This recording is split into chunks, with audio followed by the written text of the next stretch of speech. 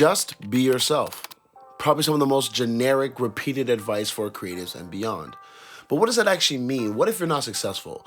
What if you objectively stink at what you're doing? Just keep stinking? Just keep continuing being unsuccessful? I guess what people are trying to say is lean into your unfair advantage. To dumb it down a little bit further, lean into the best parts of you. And as I've painfully come to discover, whether they know it or not, they're not lying. So today I want to help you understand why that even matters, how to identify it so you can go on being your better you. All right, so let me set the stage. Already divorced from my first love of basketball, now finally done with university football, I was trying to figure out what am I going to do with my life. Now I always had this crazy idea, makes no sense, don't judge me. I was going to be in NFL, be a big star, and then at the end of my career I was going to be like, hey, let's try that music thing that I never got a shot to. One of the very first things I did was join a talent contest. Now for full transparency, negative swag, zero swag. And it's not like I even have it like that today, but this was bad. Had a grandpa sweater on with my winter boots, singing Tank, and I'm singing my heart out. I'm giving it everything that I got.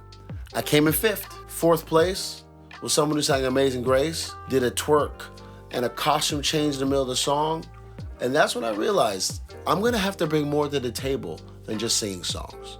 I don't think I'm good enough for that to be the only thing I'm doing. And that's when I first started to unconsciously discover the unfair advantage and how I can utilize this to still find success in music.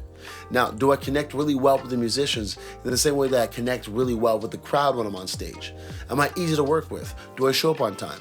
Not only do I do one of these three, can I do them all three at a high level? With any skill that you look to build, whether creative or not, what you're gonna come to understand is when you make it past that basic level, and now you're getting into that average to on your way to mastery, the better and better that you get, unfortunately, the less and less that your talent actually matters. You know, when you think of social media, you go online right now, the wealth of information that we have, the wealth of access we have to incredibly talented people just like you.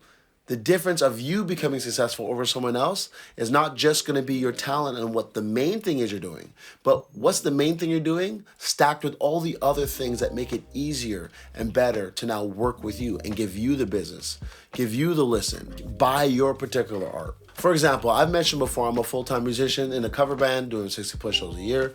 And when I can, I try to pick up studio work and backup singing for artists in the city. Now, the thing for me particularly is there's not a lot of R&B singers, male R&B singers. So that is my unfair advantage alone. And then stacking upon that is, do I show up on time? How fast do I get back to requests? Things of that nature now make it even easier for me to implement that unfair advantage. But let's say you're in a city where there is a lot of people doing what you do. Let's say there was a lot of R&B singers. The difference could be, now, am I doing other styles? Now, not only am I doing other styles, can I actually record the music myself? Do I have to go and book studio time? I have my own studio here, so that could be an unfair advantage. That's simply the turnaround so much faster. I'm able to record myself, skills that not every R&B singer might have. There's all kinds of ways to stack these things in your favor, irregardless of what your situation is. I think one mindset shift right away that's gonna help you is looking at your situation as always having solutions, a blessing rather than a curse. You may be full-time in a job you don't love, and a job you don't enjoy.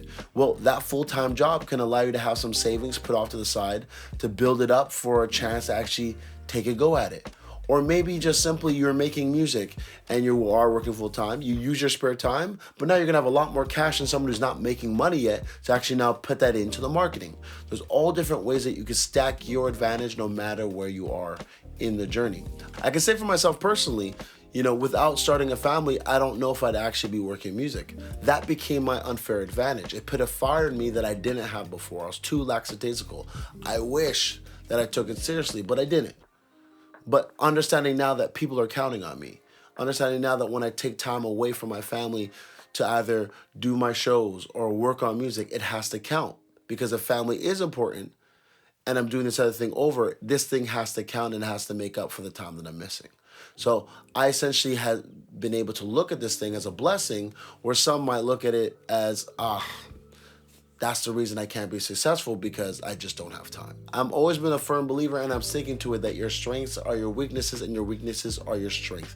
It's a matter of perspective and how you use them and utilize these things for your good. Now that we got that all out the way, we want to define your unfair advantage. Now, to all my shy people, I'm sorry, it's about to get a little uncomfortable, but it is necessary. Now, you might know who you are as a creative, you might know who you are as a person, but actually what's most important is how that person you believe you are, how it actually lines up with how people believe and perceive you are as well. Remember, we make work and we make art not just for ourselves, but for others as well. And if we want to be successful, it's very much a servant mentality you got to have to make sure we're solving a problem, whether that's for entertainment or whether that's for a bigger issue.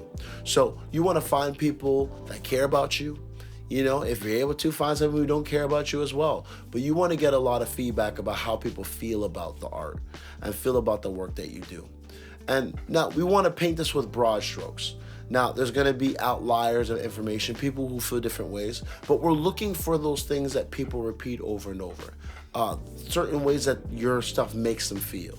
Maybe certain artists or certain things that they think of when they think of your art. This is what we want to identify. We don't want to go too detailed with this. We're just trying to get an idea of these things that are repeated about what our work actually means to people. So then we have a clear image and clear perspective of what our art is actually doing. Number 2, we are done getting uncomfortable. Now this step, we want to find people like us. We want to find people who are making similar art, people who have similar strengths to us, and we want to see what they're doing.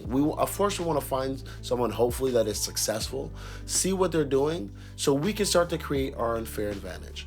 Because if someone is doing something, we can do what they're doing, and then we can add more things to that to now slowly build out our uniqueness in that fashion. This is why apprenticeship and mentorship is so valuable, because basically you have someone ahead of you who is doing this work for you, who's giving you this value and giving these perspectives. Now, if we do not have those relationships and we don't have a way to actually be mentored, of course it's not as good, but we're still going to be able to get a lot of those benefits ourselves. Then the rest is simple: double, triple, quadruple down. Now, some of you are saying after all of this, well, I don't really have an unfair advantage, or I still don't really know what that is. Well, then it's the season to start building things out. Who do you want to be? What are the people ahead of you what are they doing? What can you add and bring to the table that you think might be valuable? And it's okay if you're wrong. Building anything will help you down the line. So don't worry about making the mistake of choosing the perfect thing to build. All these things built together are going to help you inevitably. Please don't get stuck on the details. The details don't matter. Don't worry about building the perfect skill. Don't worry about having the perfect unfair advantage. Build something. Move slowly, move at your pace. Don't worry about the speed. A lot of times we go quickly and we get stuck. And we get stuck for years because it's not the way we want it. It's not at the speed we want it. All that matters is that you keep moving forward. Now, if any of this helped you today, I'd ask that you like and subscribe. I hope this brought you value. I just want y'all to be better. Go create, be great. Peace.